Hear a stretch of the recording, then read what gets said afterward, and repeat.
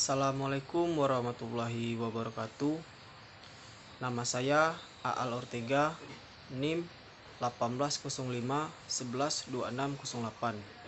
Kelas PKO 6A.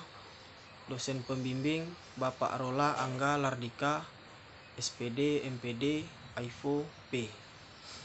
Baiklah, di sini saya akan membuat beberapa video penjelasan tentang pelajaran biomekanika. Yang pertama yaitu pengertian biomekanika. Biomekanika merupakan suatu ilmu yang menggunakan hukum-hukum fisika dan konsep keteknikan yang mempelajari gerakan yang terjadi pada beberapa segmen tubuh dan gaya-gaya yang terjadi pada tubuh pada saat melakukan aktivitas normal. Baiklah, biomekanika ini terdiri dari dua kata. Yang pertama bio, yang kedua mekanika. Bio artinya makhluk hidup, sedangkan mekanika artinya gerak.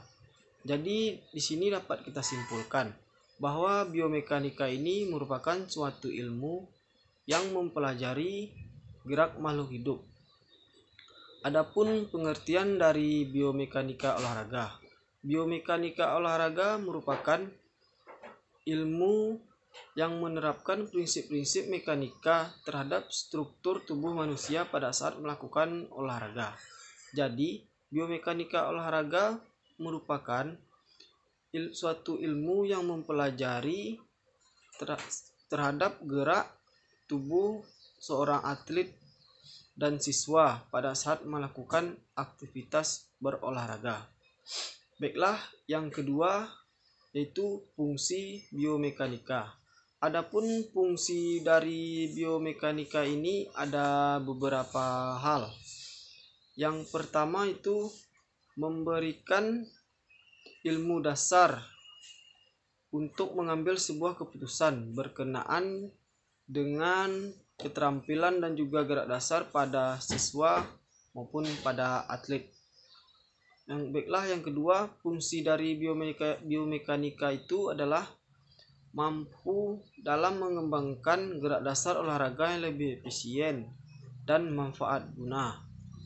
Baiklah, yang ketiga, fungsi dari biomekanika itu yaitu mampu mempraktikkan dan juga kemampuan untuk mengembangkan suatu kemampuan dan prestasi, baik itu pada atlet maupun pada siswa. Baiklah, selanjutnya di sini saya akan menjelaskan yaitu tentang definisi hukum kesetimbangan. Yang pertama yaitu definisi hukum kesetimbangan 1. Badan selalu dalam keadaan setimbang. Selama proyeksi, titik berat badan akan jatuh pada bidang tumpuannya. Contohnya yaitu cobalah berdiri rapat pada dinding tembok. Dan pada saat berdiri tersebut, proyeksikan titik berat badan itu jatuh pada tumpuan kaki. Dan selanjutnya membungkukkan badan ke depan.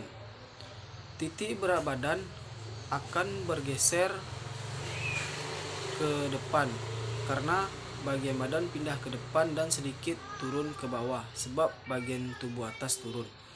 Proyeksi titik berat badan tumpuan ini akan jatuh di luar tumpuan kaki. Dan pada posisi ini kita akan terjatuh.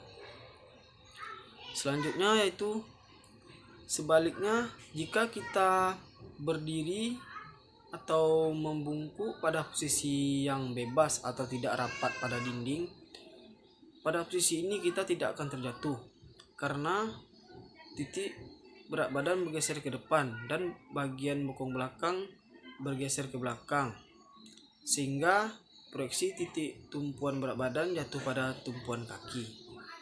Selanjutnya yaitu definisi hukum kesetimbangan 2.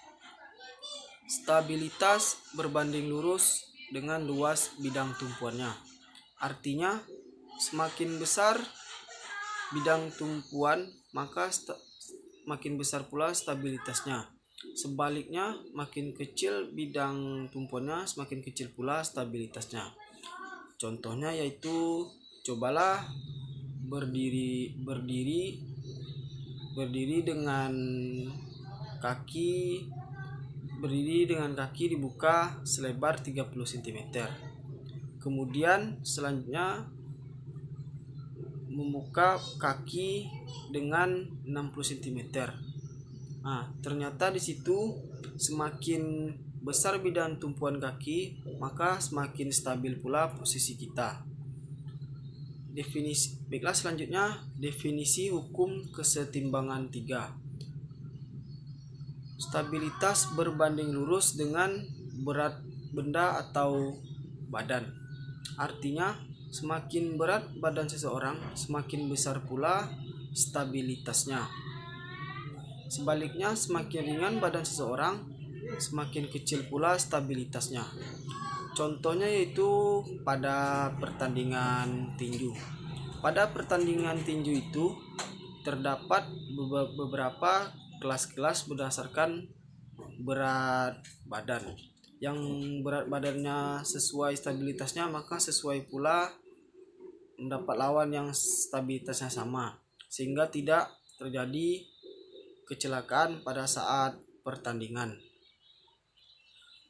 Baiklah, selanjutnya yaitu definisi hukum kesetimbangan 4. Definisi hukum kesetimbangan 4 ini berbunyi, stabilitas berbanding lurus dengan jarak horizontal dari titik berat badan terhadap bidang tumpuan pada arah benda atau badan. Artinya, semakin besar jarak horizontal ke arah tertentu, semakin besar pula stabilitasnya. Sebaliknya, semakin kecil jarak horizontal, semakin kecil pula stabilitasnya. Contohnya yaitu pada saat seseorang melakukan tarik tambang. Pada saat itu mereka akan membuat posisi badannya dan kepalanya condong ke belakang, dan salah satu kakinya dijulurkan jauh ke depan. Dengan posisi demikian, titik berat badannya jauh berada pada tumpuan kaki yang di depannya. Sebaliknya, jika seseorang saling mendorong, posisinya itu badannya condong ke depan dan salah satu kakinya berada di belakang. Dengan posisi demikian, titik berat badannya jauh pada tumpuan kaki yang berada di belakang. Baiklah, selanjutnya itu definisi hukum kesetimbangan 5. Bunyinya itu, stabilitas berbanding terbalik dengan jarak vertikal dari titik berat badan pada bidang alasnya. Artinya, semakin besar jarak vertikalnya, semakin kecil stabilitasnya. Sebaliknya, semakin kecil jarak vertikalnya, semakin besar stabilitasnya. Contohnya itu aja kita perhatikan pada desain mobil balap, dan kita bandingkan pada mobil angkutan yang keperluan untuk angkutan biasa. Mobil balap dibuat dengan serendah-rendahnya, karena dengan kecepatan tinggi pada saat melakukan tikungan, mobil balap akan tetap stabil dan tidak khawatir untuk terbalik. Selanjutnya kita perhatikan pula pada pertandingan gulat, lawan yang akan dibalik akan berusaha merapatkan diri ke matras sehingga jarak vertikalnya menjadi sekecil-kecilnya. Maka kecil jarak vertikalnya, makin besar pula stabilitasnya. Baiklah, itulah yang dapat saya sampaikan mengenai pengertian dari biomekanika, fungsi biomekanika, definisi hukum kesetimbangan dalam biomekanika. Lebih dan kurang saya mohon maaf. Akhir kata, wabillahi taufiq wal hidayah. Wassalamualaikum warahmatullahi wabarakatuh.